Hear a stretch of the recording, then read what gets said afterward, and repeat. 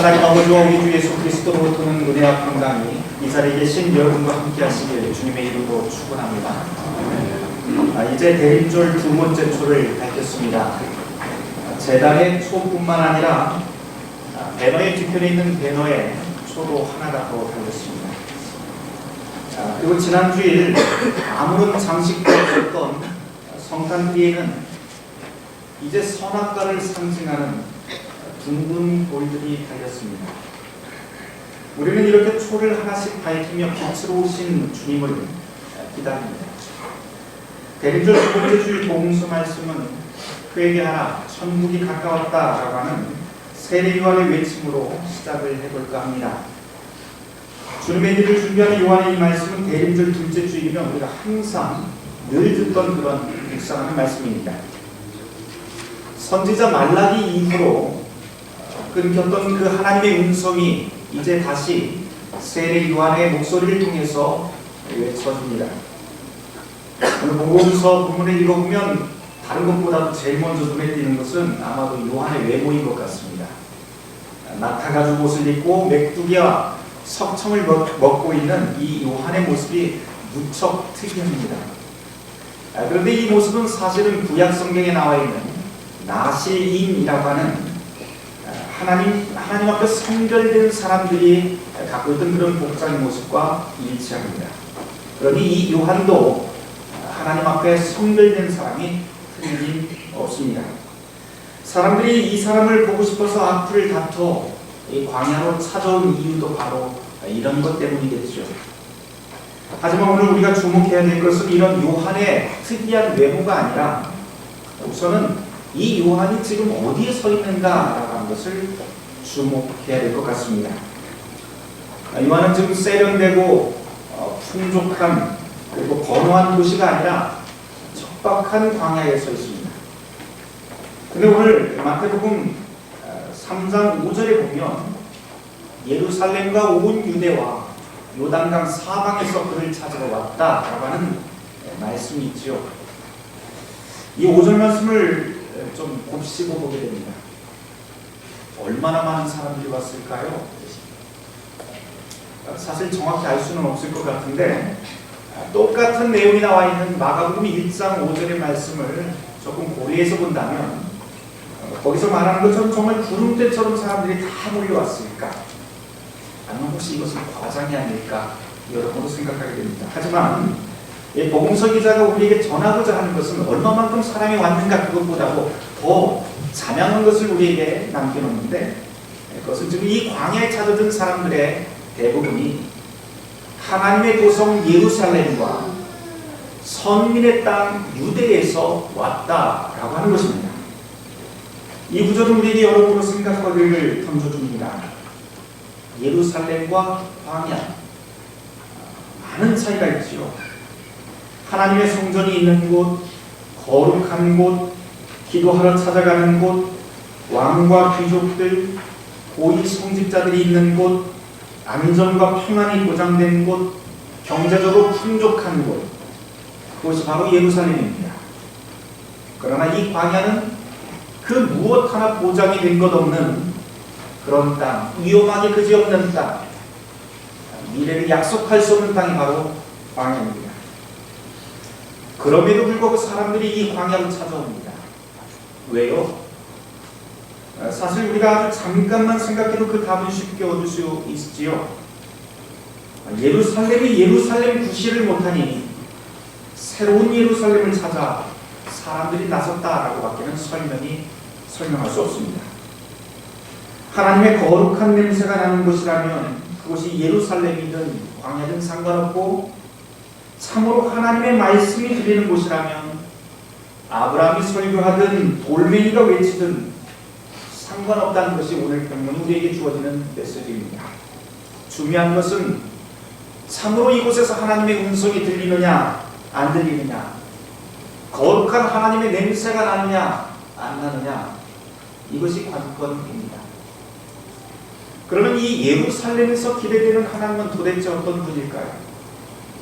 오늘 구약의 본문으로 우리가 함께 읽은 이사야 11장 3절 말씀을 이때에서 함께 설명해 보면 예루살렘의 하나님은 사람의 얼굴을 봐가면서 심판하지 않고 귀에 들리는 대로 판단하지 않으며 공의로 가난한 자를 세우고 정직으로 겸손한 자를 받아들이고 그분의 입에서 나오는 엄미한 말씀으로 그리고 성실함으로 악인을 징계하시는 분이 예루살렘에서 기대되는 하나님입니다. 오늘 함께 시편의 말씀, 시편 72편도 우리 함께 교독을 했는데 거기 나온 그 말씀으로 이어서 말해보자면 하나님은 공의와 정의의 하나님이고 세상 모든 만물에게도 평강을 선물해 주시는 분이요 가난한 백성의 억울함을 풀어주고 궁핍한 자의 자손을 구원하고 압박하는 자를 꺾는 분이 예루살렘에서 기대되는 하나님인 것을 우리는 보게 됩니다. 이런 하나님이 예루살렘의 성전 안에 있다라고 하는 약속과 믿음이 있으니 이스라엘 사람들은 억울한 삶의 무게를 끌어안고서라도 예루살렘을 찾아갈 희망이 있었던 것이지요. 그러나 요한의 시대 그 현실은 어떻습니까? 하나님이 없는 하나님의 도성, 하나님 없는 성전, 거룩한 냄새 대신 부패하여 썩은 냄새가 진동하는 그런 성전이 되어버렸습니다. 그러니 하나님의 백성은 갈 곳을 잃어버린 것이죠.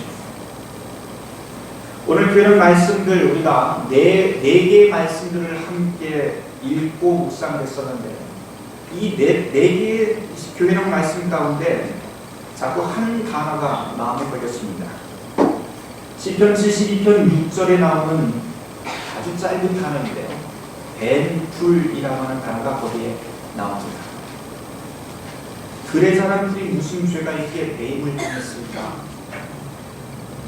날카롭게 베어 잘라지면 또 얼마나 아프고 쓰릴까? 낯을 든 농부를 원망해야 될까? 아니면 힘없는 풀로 태어난 것을 탓해야 될까?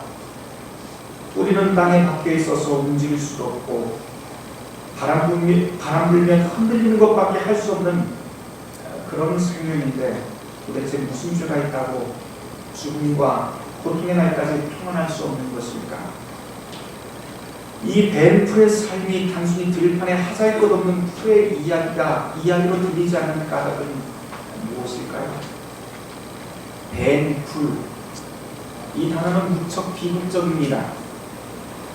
그러나 시편 기자는 이 벤풀 위에 내릴 소낙비를 통해서 그 운명이 거기서 끝이 아니라고 하는 것을 들려줍니다. 벤풀 같은 인생도 희망이 있다는 것이죠. 그런 인생들이 찾고 기댈 곳, 이스라엘 사람들은 바로 이곳을 하나님의 도시 예루살렘으로 믿고 살았으며 성전을 그렇게 찾아왔습니다. 그런데 그 예루살렘에서 하나님으로부터 오는 은혜의 감미가 내리지 않는다면 들풀같이 살아가는 하나님의 백성은 어찌해야 될까요? 뱀풀 같은 인생들은 그대로 주저앉아 말라 죽기만을 기다려야 될까요?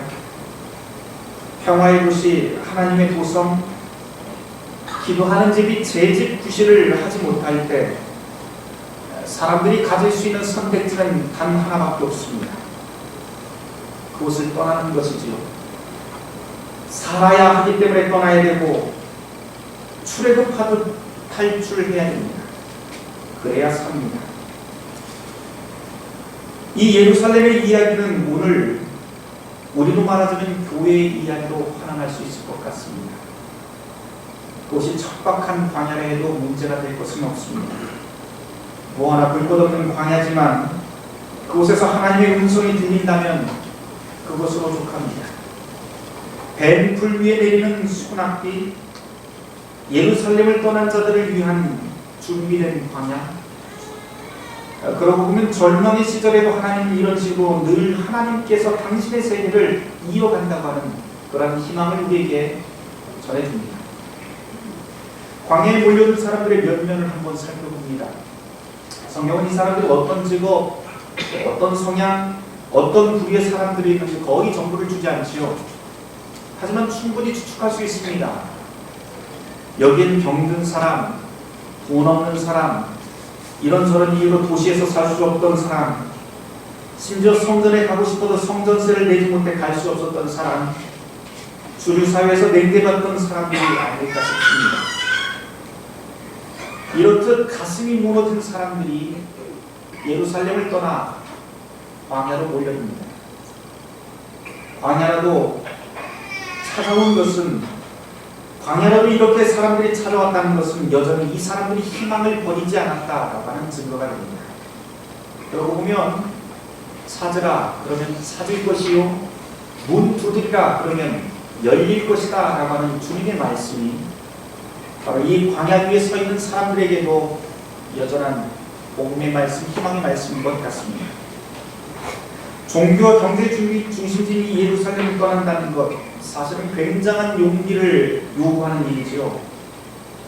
그러나 오죽 절박하면 이렇게 광야까지 나왔을까요? 예루살렘이라고 하는 이 대도시에 남은 사람들의 시선으로 떠난 사람들을 보면 이 사람들은 분명히 사회 부적응자들입니다. 주류 사회에 편입되지 못하는 실패자들입니다. 선동꾼이고 능력 없는 인생들로 보일 수 있습니다. 그러나 실제로 그럴까요? 성경은 이 사람들을 보고 어떻게 판단을 할까요? 성경이 가르치고 있는 구원의 역사를 쭉 읽다 보면 아주 특별한 주제 하나를 성경 속에서 발견하게 됩니다. 그것은 역사의 주인공, 구원사의 주인공은 늘 떠나는 사람들의 차지였다라고 하는 겁니다.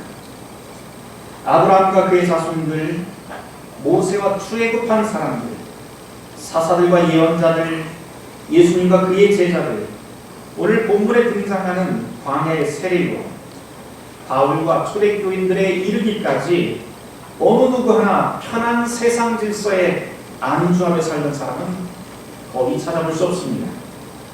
모두 위험을 감수하고 길을 떠난 사람들이고 광야로 나선 서러운 사람들이 바로 구원의 주인공들이었습니다.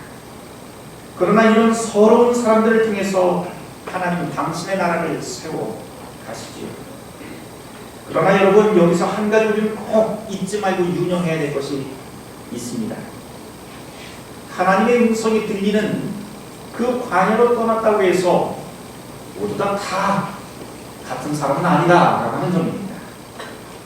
그 많은 무리들 속에는 분명히 진리를 찾아 나선 사람들 말고도 오늘 성경 말씀에 보면 바리새인과 사두개인들이 상당히 많이 섞여 있었다라고 하는 것을 분명히 가르칩니다. 이 사람들은 하나님을 찾아 나선 사람들과 동일하게 하나님의 말씀을 구하던 사람들입니다. 이 사람들은 동일하게 예루살렘에서 광야로 나선 사람들입니다. 이 사람들은 동일하게 세례 요한 앞에 서게 됩니다. 이 사람들은 동일하게 세례 베푸는 장소 앞까지 제 발로 걸어나옵니다. 그러나 요한은 간박이 알아보지요. 그리고는 독사의 자식들이라고 하는 저주를 퍼붓습니다. 이 구절에서 우리가 좀 멈춰섰으면 좋겠어요.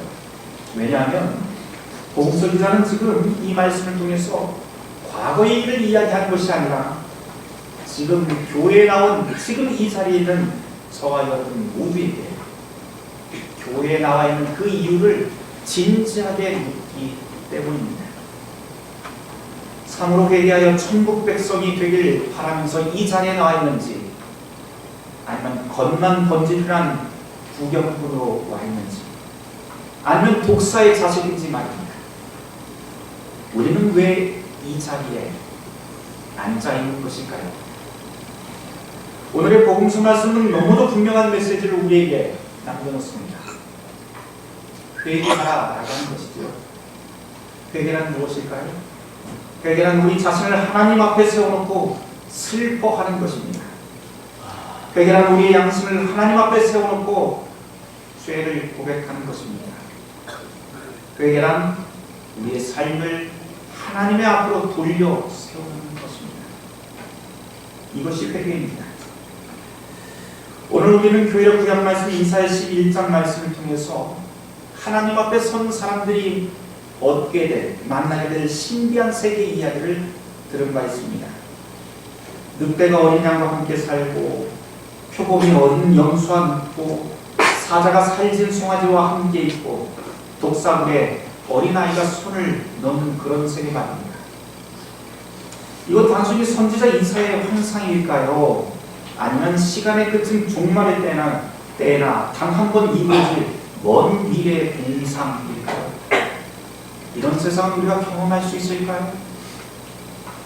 저도 사실 이전에는 그렇게 생각을 했습니다. 이건 이사야의 환상이지 우리와는 별로 상관없는 일이야 라고 말합니다.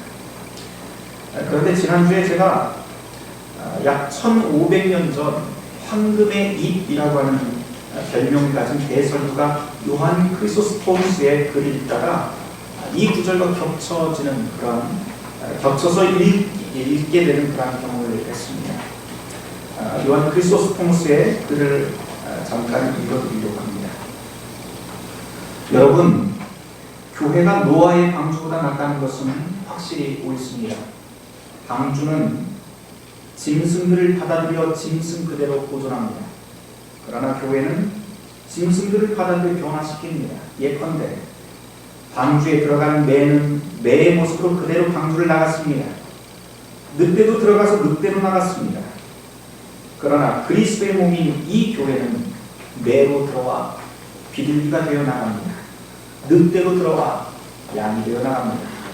뱀으로 들어와 어린 양이 되어 나갑니다. 우리의 본성이 바뀌었기 때문이 아닙니다. 회개하여 악을 몰아내기 때문입니다.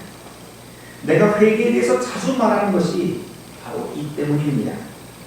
그러니 여러분에게 죄가 있더라도 낙담하지 마십시오. 날마다 죄를 짓는다면 날마다 참여하며 회개하길 바랍니다. 교회는 심판하는 곳이 아니라 용서하는 곳입니다. 다만 죄를 부끄럽게 여기되 고백하고 회개할 땐 부끄러워 말고 용기를 내십시오. 죄는 영혼에 상처를 내지만 상처난 육신에도 약이 있듯이 회개는 우리 영혼의 약이 됩니다. 죄 다음엔 수치가 오고 참회엔 용기가 뒤따릅니다. 이 순서를 잘 들으십시오. 죄에는 수치가, 참된 회개엔 용기가 뒤따릅니다. 그런데 사탄은 이 순서를 뒤엎습니다. 그래서 죄에는 용기를, 회개엔 수치를 줍니다. 보십시오.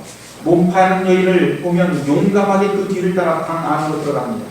그리고 몸을 합할때는 격렬히 유격을 따릅니다. 전혀 부끄러워하지도 얼굴을 붉히지도 않습니다. 그러다가 뉘우치려니 부끄럽습니까? 이제야 낯이 뜨겁습니까? 악마의 사악함이 바로 이런 것입니다. 이처럼 사탄은 회개를 부끄러워하게 만듭니다. 수치심 때문에 우리가 참여하지 않는 것을 알기 때문입니다. 이런 식으로 악마는 두 가지 악을 저지릅니다. 우리를 죄에 이끄는 것, 그리고 회개를 가로막는 것, 그것입니다. 제가 방금 여러분에게 이 교부의 글을 읽어드렸는데 여러분은 어떻습니까? 이 교회에 들어와 늑대로 들어와서 어린 양이 되셨는지요? 아니면 짐승 같은 인간의 모습 그대로인지요? 다시 말씀으로 돌아갑니다. 방금 읽어드린 이 글은 이사야의 예언이 헛된 환상이 아니다라는 사실을 보여줍니다. 구약의 예언은 이런 식으로 그리스도의 교회를 통해서 설명됩니다. 우리를 하나님의 백성으로 거룩하게 만들고 변화시키는 곳, 그것이 바로 교회입니다. 다만 우리가 다시 돌아봐야 될 것은 이상적인 교회의 모습이 아니라 지금 이 교회의 현재의 모습은 어떤가 하는 것입니다. 혹시 양이 들어와 늑대가 되어 나가는 것이 아닌지 돌아볼 일입니다. 만일 고개를 끄덕일 수밖에 없다면 우리의 교회 역시 하나님 없는 예루살렘이고 본분을 망각한 선민에 불과하다는 증거가 될 겁니다. 이 대림의 절기에 우리 자신을 돌아보게 됩니다. 분명히 우리가 처음 믿었을 때보다 구원의 때가 가까웠습니다. 어둠의 일을 벗고 빛의 갑옷을 입어야 됩니다. 어둠 속에서도 낮과 같이 단정히 행하고 방탕하거나 술 취하지 말며 음란하거나 호색하거나 다투지 말고 시기하지 말아야 됩니다. 오직 그리스도의 옷을 입고 우리가 지금 어디에 서 있는지, 왜 이곳에 서 있는지 하나님의 음성을 경청하며 우리 모든 삶을 돌려 세워야 됩니다. 날마다 죄를 짓고 있다면 날마다 주님을 찾아 회개합시다. 죄는 부끄러워하되 회개의 용기를 내시길 바랍니다. 끝으로 한 가지만 더 말씀드리고 마쳐야겠습니다. 오늘 말씀에 보면 회개에 합당한 열매라고 하는 말씀이 나오죠. 회개라고 하는 것은 이미 말씀드렸다시피 우리 자신을 하나님 앞으로 돌려 세우는 것이 회개입니다. 그러나 그것은 마음만으로 내가 회개했다라고 하는 말만으로 회개가 된 것은 아닙니다. 세례요한이 바리새인과 사두개인을 향해서 저주를 퍼부은 이유가 바로 그것이지요. 회개에 합당한 열매가 없다라고 하는 겁니다. 이 대목에서 그러면 회개에 합당한 열매가 무엇입니까? 라고 묻는 사람들이 있습니다. 오늘 저에게 여러분들이 묻는다면 교회가 세워진 이래로 대림절 동안 교인들이 권면하던 똑같은 답을 여러분에게 드리고 싶습니다. 성탄을 기다리는 대림의 기간은 기도, 금식, 자선을 실천하는 절기로 오랜 세월 교회가 지켜왔습니다. 우선 이 세 가지를 여러분에게 권면을 하려고 하는데요. 첫 번째로 여러분에게 우선 묻고 싶은 것은 여러분들은 정말 규칙적인 기도의 생활을 하고 있는지 제가 여러분에게 한번 묻고 싶습니다. 어떤 특별한 예배, 특별한 기도에 한두 번 참석했다고 자랑삼아 만족하지 마십시오. 아무 소용없습니다. 또한 교회에서 특별한 시간을 정해서 우리 교회 이제 대림절 기간이니 특별한 시간을 정했으니 다들 나오십시오 이렇게 모이라고 하지 않겠습니다. 이 대림의 기간은 개인의 영혼을 돌아보는 시간이기 때문입니다. 그러니 아주 구체적으로 여러분에게 권면을 하자면 여러분 매일 잠들기 전에 정말 무릎 꿇고 손을 모아서 한번 기도해 보시기를 바랍니다.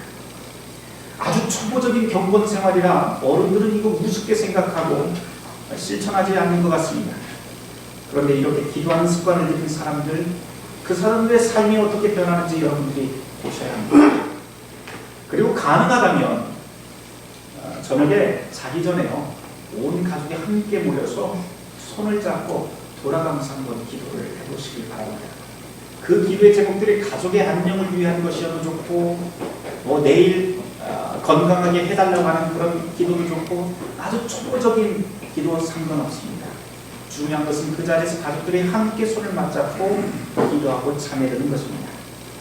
그 기도를 통해서 하나님이 여러분의 영혼을 만지는 것을 점차 알게 될 것입니다. 두 번째 여러분에게 권할 것은 금식입니다. 그렇다고 여러분에게 곡기를 끊는 금식을 하라고 제가 권하지는 않겠습니다. 음식을 금식하고 단식하는 것 아니라도 좋습니다. 중요한 것은 내 일상에서 끊을 수 없는 것들을 끊고 그 자리에 더 가치 있는 것을 채우는 연습을 하길 바랍니다. 성경은 금식의 정신을 마음의 할례라고 그렇게 가르치는데 무엇이든 상관없습니다. 하루에 한 끼 금식을 하든지 아니면 커피를 금식하든지 술과 담배를 금식하든지 핸드폰을 금식하든지 아니면 종이컵 대신 머그잔을 사용하고 자동차 공회전 시간을 줄이는 탄소 금식을 하시든지 아니면 하루 중에 말수를 줄이는 말의 200 금식을 하시든지 성탄절까지 한번 여러분들이 스스로 기도하며 정해서 실행해 보시기를 한번 권합니다. 그러면 여러분의 몸이 변화가 될 것입니다. 세 번째로 여러분에게 권할 것은 자선입니다. 우리의 손이 소유를 위해서 움켜쥔 손이 되기보다는 주기 위해서 펴는 손이 되기를 바랍니다. 자상할 곳 넘치지요. 여러분의 시간 없으면 그 가난을 변명으로 삼지 마십시오. 구약 성경에 보면 엘리야에게 환대를 베풀었던 가난한 여인이 있습니다. 그 가난한 여인이 그 환대의 알곡을 풍성하게 거둬들인 것을 여러분들 잘 아실 것입니다. 그런데 여러분들이 이런 말을 들으면 나는 정말 가난합니다. 그러니 나에게도 엘리야를 보내주시면 그때 내가 자선하겠습니다 라고 하는 분이 있을지도 모르겠습니다. 그러나 여러분, 엘리야를 청할 일 아닙니다. 주님께서는 우리에게 분명히 이런 말씀을 주셨는데요. 너희 중에 지극히 작은 자 하나에게 한 것이 곧 누구에게 한 일이다? 내게 한 일이다 라고 그렇게 말씀하셨기 때문입니다. 성만찬이 교회 안에서 만날 수 있는 주님이라면 가난한 사람들은 교회 밖에서 만날 수 있는 그리스도의 가님입니다. 여러분이 가진 것으로 자선하십시오. 여러분에게 남을 빵과 돈이 없다면 시원한 물 한 잔이라도 족합니다. 그것조차 없다면 슬퍼 애통하는 사람 그 곁에서 함께 슬퍼하며 울어주십시오. 그것으로 거둬들일 천국의 상급이 큽니다. 이번 주간 여러분이 한번 자선해야 될 대상을 기도하면서 한번 찾아보시기를 원합니다. 그러고도 모르겠다라고 하면 교회에 오세요. 교회에 오셔서 이윤세 장로님을 찾아가시면 됩니다. 윤세 장로님 어디 계시죠? 네, 장로님, 저기 우리 봉사위원장이신 이윤세 장로님을 찾아가서 어디로 자선하면 되겠습니까? 물어보시면 됩니다. 못 믿으시면 저한테 찾아오세요. 그러면 교회가 알려드리겠습니다. 그래서 함께 힘을 합해서 자선하고 그리고 주님의 사랑을 나눌 그런 것을 여러분에게 말씀드리도록 하겠습니다. 말씀을 맺습니다. 사랑하는 성도 여러분, 주님께서 저와 여러분들을 이 자리로 부르신 이유가 무엇일까요? 그것은 우리로 하여금 뱀풀같이 험난한 삶을 사람들에게도 단비가 되라는 것은 아닐까요? 대리는 이 시간 동안 기도와 금식, 자선을 행하며 하나님의 사랑을 실천해 보시길 원합니다. 저와 여러분에게 하나님의 나라가 임하는 축복이 함께 하시길 주님의 이름으로 축원합니다. 모든 지각에 뛰어난 하나님의 평강이 그리스도 예수 안에서 너희 마음과 생각을 지키시리라. 아멘.